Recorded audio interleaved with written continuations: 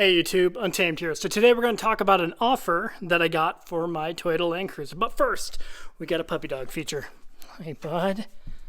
Hi Jojo. Hi. Good old Sienna is here, tucked away in the garage. In Wyoming, much like many places, I can't really decide what season it is. It just keeps snowing. Alright guys, Toyota Land Cruiser. I took it in for its first oil change today. And in the center console, well, where my cup holders are, the dealership that I took it to placed an offer card.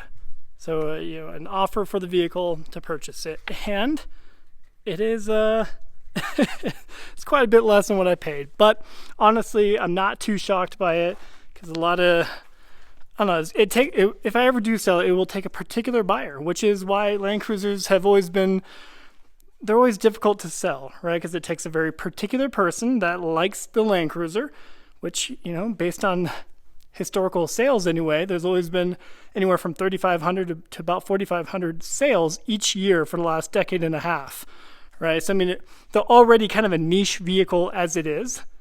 And that was when they were at MSRP. And technically MSRP was seen as perhaps too expensive. Right, original MSRP on this was $89,700, roughly $89,500, and that's steep. That's a ton of money, especially when the 4Runner, although very different vehicle, still a Toyota SUV, body-on-frame design, made in Japan, was half the cost almost. Right, so $45,000 depending on what trim you get, up to $52,000, $53,000 for the TRD Pro. So, how much did they offer? Bada bing. So we got just under $85,000. As you guys know, it's only one Google search away. You're not going to find a Land Cruiser Heritage Edition with less than 10,000 miles for less than $95,000. You might luck out and find one for $95,000. So, in the big scheme of things, big picture, brand new MSRP was $89,000, some change. Big picture, it's not terrible, right? But given current market value of them, it is about 15 grand shy of where it needs to be with 2,000 miles. You guys know, put some miles on it. And you guys also know I did not buy this to make dollars on it, right? I paid a premium on purpose because it had 77 miles on it. So I paid a premium, not expecting to make money on it when I sell it, but to hopefully use that as an incentive to, hey, I'm going to lose money on it.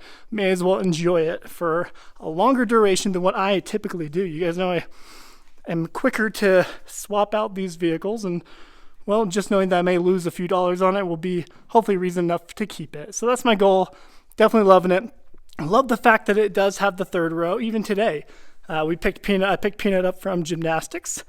Just having that third row in both vehicles currently, between this and the Sienna over here, it really is super convenient. There will be a time in the not so distant future, I'm sure, where we will need a pickup truck. So hopefully that will be in addition to these rigs. Now that we got the land purchase ironed out and figured out, perhaps here on the horizon we can maybe consider a truck. It won't be a super flashy, wicked awesome truck as I've had before, especially if we're going to be keeping both of these and justifying the land purchase still. So more to follow on that, but let me know what your thoughts are.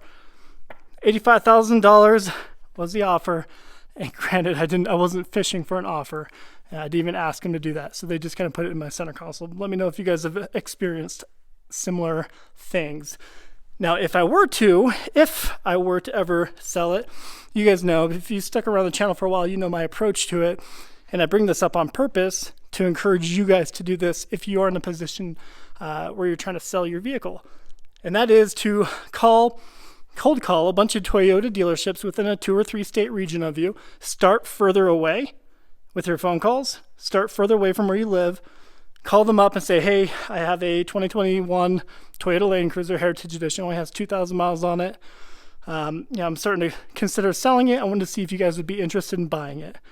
And 9 times out of 10, if it's a desirable vehicle, whether it's this, a 4Runner TRD Pro, a Tundra TRD Pro, whatever it is, assuming it isn't 10 years old with 100,000 miles on it, you should be able to get a sight unseen offer from them just by sending them the VIN number and then a number of photos, probably 8 to 10 photos inside and outside, so they get a really good idea of the condition it's in. But with this, and most of my vehicles tend to have pretty low miles on it, it's pretty simple to get a sight unseen offer from them. So that's what I do. I start far away, a couple states away, maybe one state away, call random Toyota dealerships, see if they'd be interested in buying it, give them the VIN number, all the information they need, and then see what they come back with. And they typically, when you first start, they're going to start kind of low-ish, see how high you're able to get them, and then use that offer the next time you call the next dealership. So you're going to call another dealership, still kind of far away, and say, hey, I just reached out to Toyota of Sacramento. I don't think that's the Toyota dealership, but I just reached out to Toyota of Sacramento. They offered me $94,000 for my 2021 Land Cruiser Heritage Edition. I'd be curious to know if you guys would be interested in buying it, and more importantly, would you consider beating their offer? And in my experience, 9 times out of 10, they will at very least match it, but they'll try to beat it by a little bit. Maybe it's a couple thousand, 500, whatever it is. They're gonna beat it. I'm confident in saying they'll beat it by a little bit, in my experience anyway. And then you take that offer and you're slowly working your way closer to where you live, right? If that makes sense. So you're calling dealerships a little bit closer to where you're at. Then by the time you have a pretty good offer, and then you can call the dealerships in your local area and say, hey, I've called a few dealerships. The best offer that I've received is this, and you typically need to show it to them in writing, whether it's text, a screenshot of your text messages, or a written offer emailed to you. That's always preferred, right? Try to get it in writing, emailed to you, and they typically do that pretty easy if you just ask. But you send that to them and say, hey, here's my best offer I have so far. Would you consider beating it? I'm in your backyard. I've heard good things about your dealership. I'd love to work with you if you're interested. And more often than not, they do accept and they do beat the offer of your highest offer that you've earned. So I've talked through that before on the channel, but I figured good opportunity to do that as I got a random little Post-it card with a borderline pathetic offer with current market values of them anyway in the mileage. So hopefully that helps some of you if you are currently considering selling your vehicle. And if you are, let me know how it goes for you. Hope this helps. Till next time.